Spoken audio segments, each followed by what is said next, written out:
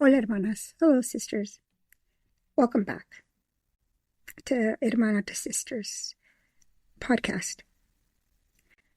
I wanted to take the time today to talk about domestic violence and the shame and guilt that often is associated with being in an abusive relationship.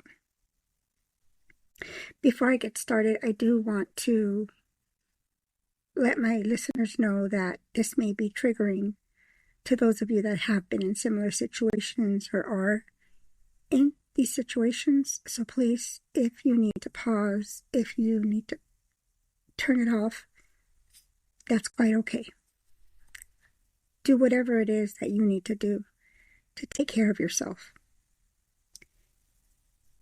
Oftentimes you hear people asking why victims and survivors don't come out and tell the truth.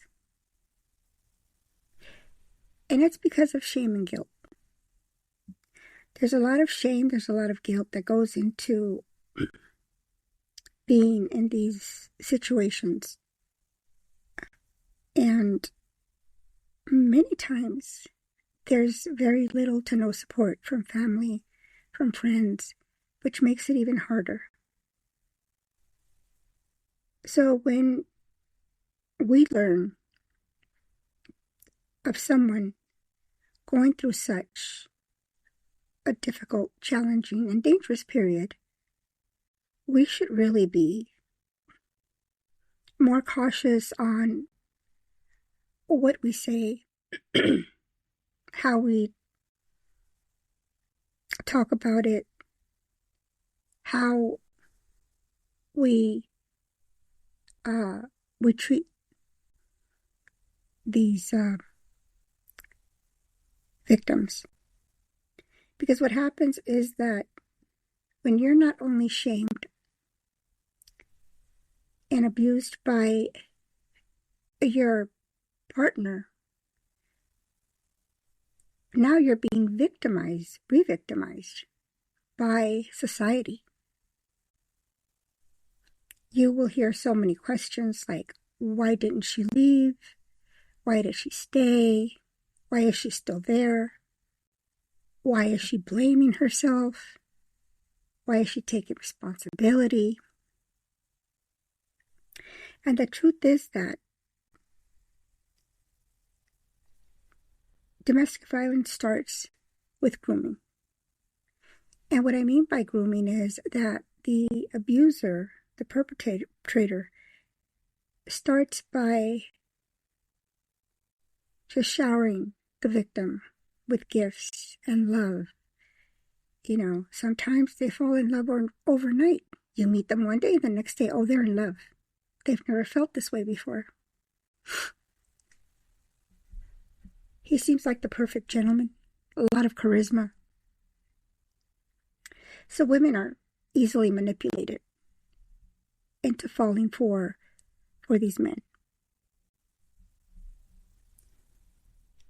The manipulation can make a victim feel as if though they're literally losing their mind. The gaslighting. So when we, as society, purposely come out and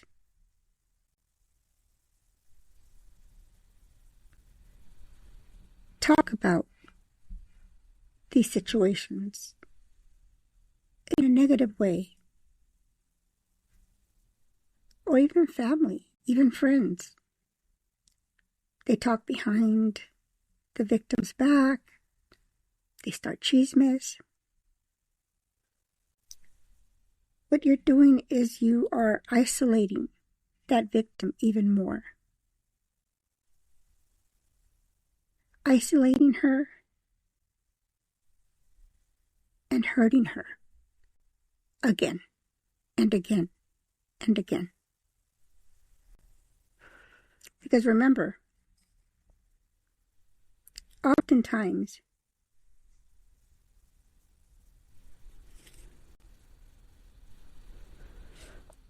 victims questions the why. Everything was perfect up until a certain time or a certain period, and then everything changed. So they want to know why. Why did he change? Why did he not love me? What's wrong with me? All these things we are internalizing as we're trying to make sense of what has happened or what has happened. Culture and society are a lot of times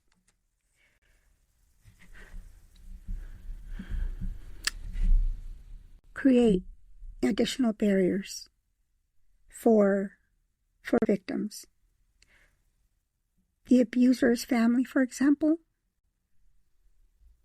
might shelter him, might lie for him,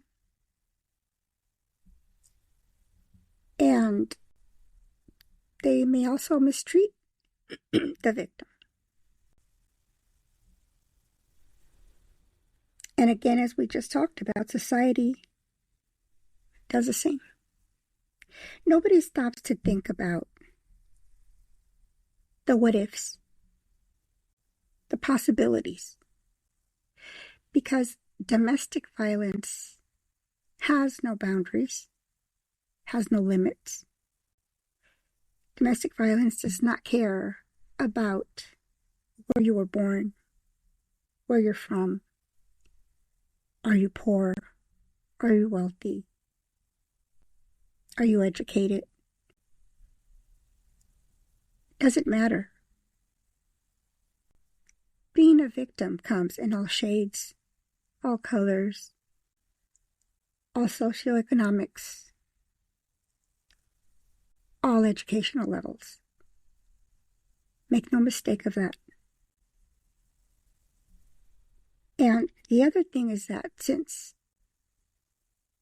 anybody can fall victim to a perp, it's important for women to uplift other women and to spread the word of awareness, to spread good vibes, positive thoughts, to encourage victims that they're strong, that they can overcome.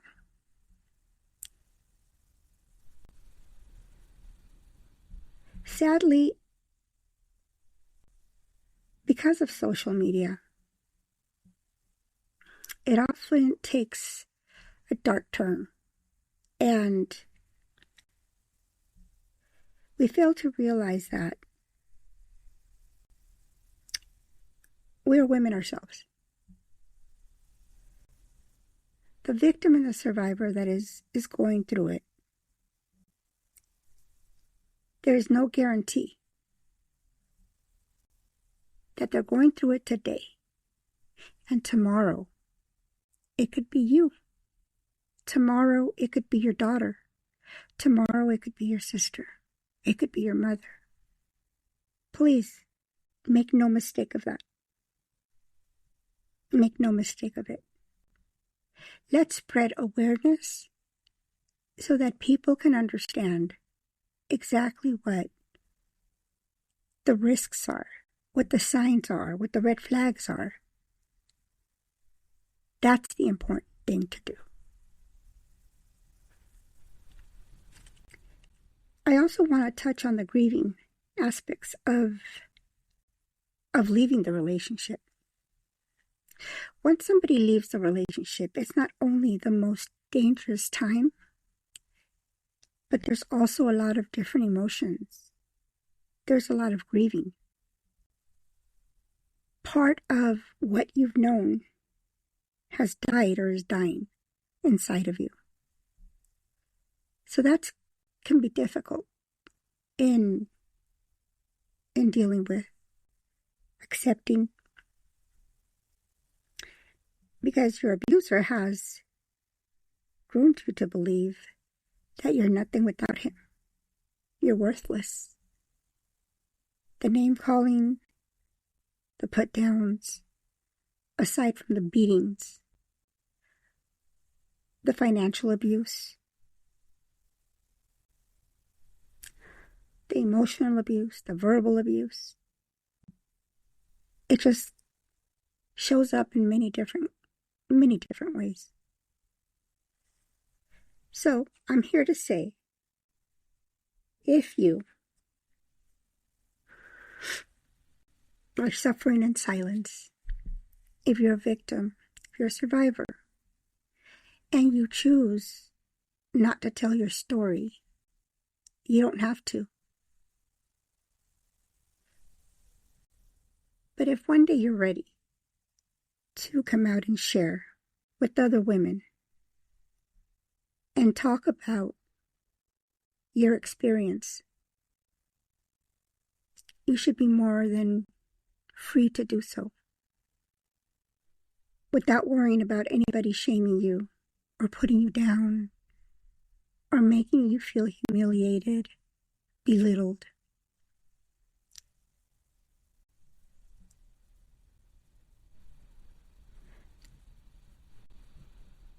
So I'm here to tell you that you are strong, that you are worthy of living your best life, that you are worthy of being loved unconditionally. Love is not supposed to hurt. Love is having respect, having compassion, having empathy. Someone that's going to help you meet your goals. Somebody that's going to lift you up when you're not able to. Someone that's going to co-parent with you, side by side. That's what love is. Love is not abusive. So please take a moment to free yourself of those emotions that are holding you back or holding you down, because you are not to blame. You are not to blame. There are many organizations that will help you. There are family justice centers. There are community organizations that you can reach out to. There's the National Domestic Violence Hotline that you can call and you can talk to someone. And there are many other hotlines in the country, in the Bay Area, that are more than willing to talk to you when you need someone to listen. Because oftentimes, you're not ready to leave. You just want somebody to listen, to validate your feeling. It is known that it can take up to 8 times of leaving a relationship. That's the minimum. 8 times until you finally reach the point where you walk out and walk away.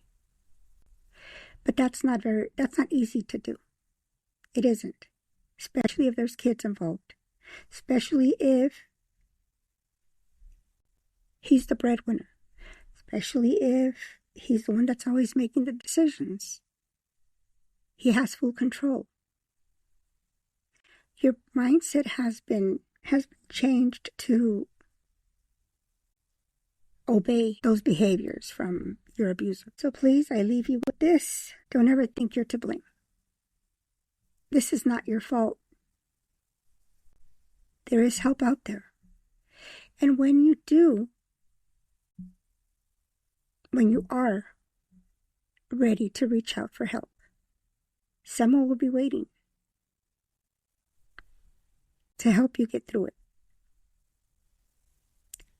Until then,